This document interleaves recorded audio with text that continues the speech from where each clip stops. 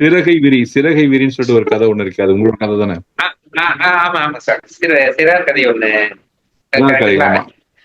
குறிப்பா வந்து நான் அந்த சிறார் பக்கம் கொஞ்சம் ஆர்வம் உள்ளவன். அதனால இந்த கொடுத்த 4 தலைப்புல எல்லாரும் பேசுவாங்க. சரி, உங்களோட இன்னொரு புது படைப்பு ஒண்ணு எடுக்கலாம்னு தேடினப்போ சிறார் கதை ஒண்ணு மாட்டுச்சு எனக்கு. இந்த 2 விஷயம், ஒண்ணு வந்து ரொம்ப ஷார்ட்டா முடிச்சுக்கிறேன், ஏன்னா டைம் இல்ல. அடுத்து பாலாஜி, அடுத்து அதுக்கப்புறம் நீங்க பேச இருக்கு. அதுல வந்து என்னன்னா, நம்ம இன்னைக்கு எல்லாரும் இன்னைக்கு வரைக்கும் மறக்க முடியாத எஸ்பி பாலசுப்ரமணியம் பத்தி நம்ம எல்லாரும் கேள்விப்பட்டிருப்போம். அவர் வந்து பாட முடியுமா பாட முடியாதான்னு சொல்றப்போ அந்த போட்டிக்கு போய் ஒரு நண்பர் தான் இது கொடுத்துட்டு வருவார், பேர் கொடுத்துட்டு வந்துருவாரு. இவருக்கு அந்த அளவுக்கு இல்ல, ஏதோ பாடுவேன், வீட்டுல கேட்பாங்க, அப்படிதான் இருந்துட்டு இருந்தாங்க. இவரோட திறமையை தெரிஞ்ச நண்பர் தான் என்ன பண்ணாங்க, போய் பேர் கொடுத்துட்டு வந்துருவாங்க. சோ அதுக்கு பிறகுதான் அந்த சென்னையில ஒரு போட்டியில போய் கலந்துக்குவாரு. அந்த போட்டியில தான் MS விஸ்வநாதன் அல்லது மத்த அன்னைக்கு இருந்த பெரிய மியூசிக் டைரக்டர்ஸ் எல்லாம் கலந்துக்கிறாங்க. இவரோட பாட்டை கேட்கக்கூடிய வாய்ப்பு கிடைச்சு, அதுக்கப்புறம் அது ஒரு பெரிய இன்ட்ரோவா கிடைக்கக்கூடிய வாய்ப்பு கிடைக்கும். அது ஒரு சம்பவம். அடுத்தது வந்து எனக்கு இங்க பர்சனலா ஒரு 4-5 வருஷத்துக்கு முன்னாடி நானும் என்னுடைய ஊர்ல இருந்து வந்து இன்னொரு பையனை வந்து நடந்து போயிட்டு இருந்தோம். பெப்சி குடிச்சிட்டு அந்த பையன் என்ன பண்ணா, ரோட்ல தூக்கி போட்டு போயிட்டான். முரக்காபாத் ஏரியால, இங்க முரக்காபாத்னு ஒரு ஏரியா இருக்கு, அங்க வந்து பெப்சி கேனை வந்து போகையில அப்படி தூக்கி போட்டு போயிட்டான். பின்னாடி வந்து ஒரு 17-18 வயசு இருக்கக்கூடிய ஒரு பையன் அதை எடுத்துட்டு போல இருக்கு. ஹலோ பிரதர் அப்படின்னு கூப்பிட்ட உடனே யாருன்னு சொல்லி திரும்பி பார்த்தோம். அந்த பையன் இவன் போட்ட பெப்சி கேனை எடுத்துட்டு வந்தான். அவன் வந்து இங்க உள்ள லோக்கல் பையன். அவன் எடுத்து வந்து அவனே கூப்பிட்டு வந்து குப்பை தொட்டில போட்டுட்டு our responsibility to keep our city clean அப்படின்றத வந்து சொல்லிட்டு போனான் அந்த பையனுக்கு. இவன் அப்படியே யோசிச்சுட்டு இருந்தான், சார் நம்ம சாதாரணமா ஓரமா தானே ஓரமா வச்சாலும் அதுக்குன்னு ஒரு இடம் இருக்குல்ல, அதுலதானே போடணும் அப்படின்னு. இது ரெண்டும் நீங்க சொன்ன இந்த சிறகை வீரல வந்து எனக்கு அப்படியே மேட்ச் ஆயிடுச்சு. எப்படின்னா, அந்த குழந்தை நடந்து வந்துட்டு இருக்கா, அகிலா நடந்து வந்துட்டு இருக்கா, சாதாரணமா இருக்கிறா. அவளுக்கு வந்து ஒரு கட்டுரை போட்டி ஸ்கூல்ல அறிவிக்கிறாங்க.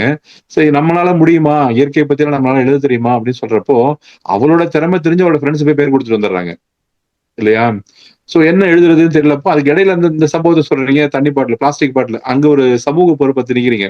பிளாஸ்டிக் பாட்டில் ஒவ்வொன்றா கிடைக்கிறத கொண்டு போய் ஒரு இடத்துல சேர்த்து வைக்கிறதும், அப்புறம் தூய்மை பணியாளர்கள் வந்து அதை தனியா எடுத்துட்டு போறதை வந்து அந்த இடத்துல சொல்லிட்டு போயிடுறீங்க. அதை அங்க ஒரு அருமையான அந்த சிறுவர்கள் மனசுல எதை விதைக்கணுமோ அழகா விதைச்சிட்டு போறீங்க. அந்த குப்பை போடாத, அது குப்பை போட்டா எடுத்துக்கொண்டு நீ ஒரு இடத்துல போடுன்றது. அதுக்கப்புறம் இங்க வந்ததுக்கு பிறகு என்ன எழுதணும் அப்படின்னு யோசிச்சுட்டு இருக்கிறப்போ அந்த டீச்சர் முறைச்சு பாக்குறாங்க. முறைச்சு பார்த்த உடனே என்ன சொல்றது தெரியலையே, நான் என்ன எழுத போறேன் அப்படின்றப்போ இந்த பொண்ணு டெய்லி அதை அப்சர்வ் பண்றான்ற விஷயத்த சொல்றீங்க. அதாவது நாங்க அதுக்கு முத வாரத்துல பேசுறப்போ போர் அடிக்குதுன்றதை பத்தி பேசிட்டு இருந்தோம்.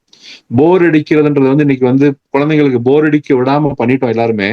கையில ஏதாவது மொபைல் போன் கொடுத்துறோம், இல்லாட்டி ஏதாவது வீடியோ கேம் கொடுத்துறோம், இல்ல கம்ப்யூட்டர் கொடுத்துறோம்.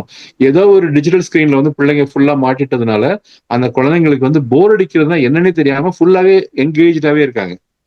சோ அதனால அவங்களுக்கு சிந்திக்கிற திறன் வந்து குறையுதுன்னு சொல்லி ஒரு போன வாரமா அதுக்கு முத வாரமா ஒரு தலைப்புல வந்து இதை பத்தி பேசணும். இப்போ அந்த பொண்ணு அதெல்லாம் இல்லாதனால நான் நாளடைவுல 2 மைல் தூரம் நடக்கிறதா சொல்லியிருக்கீங்க இல்லையா? 2 மைல் தூரம் நடந்து வரையில அவ இயற்கையை ரசிக்கிறா, பறவைகளை பாக்குறா, அங்க உள்ள சின்ன ஏரிகளை பாக்குறா. இது எல்லாத்தையும் தொகுத்து எழுதி வச்சுட்டு வந்துடுறா. ஏதோ டீச்சர் முறைக்கிறாங்க அப்படின்றதுக்காண்டி ஏதோ எழுதணுமேன்னு சொல்லி எழுதி வச்சுட்டு வந்துடுறா. ஆனா கடைசியில வந்து ஒட்டுமொத்த அது நேஷனல் லெவலா மாநில லெவல்ல நடக்கிற போட்டின்னு நினைக்கிறேன். எல்லாருமே ஆச்சரியப்பட்டு இயற்கையை ஒரு பொண்ணு இந்த அளவுக்கு நேசிச்சா மட்டும்தான் அதை எழுத முடியும்னு சொல்லி முதலிடம் பெற்று எல்லா ஆசிரியரும் வந்து பாராட்டுற அளவுக்கு கொண்டு வந்திருக்கீங்க. நான் 3 விஷயம் பார்த்தேன். ஒண்ணு, நம்மளுடைய திறமைகளை வந்து நம்மளுடைய நண்பர்கள் வழியா கொண்டு போய் சேர்க்கிறது. நம்ம வந்து இன்ட்ரோவர்ட்டா இருந்தாலும் அடுத்தவங்க வழியா நம்ம போக முடியும். அடுத்து அந்த சமூக பொறுப்பு, அடுத்தது வந்து இயற்கையை ரசித்தல். இது 3 வந்து இருந்ததுன்னா ஒரு நல்ல ஒரு இடத்துக்கு வந்து கொண்டு போக முடியுன்றது வந்து அழகா சொல்லியிருக்கீங்க. குழந்தைங்களுக்கு தேவையான ஒரு சப்ஜெக்ட் எடுத்திருக்கீங்க. வாழ்த்துக்கள்.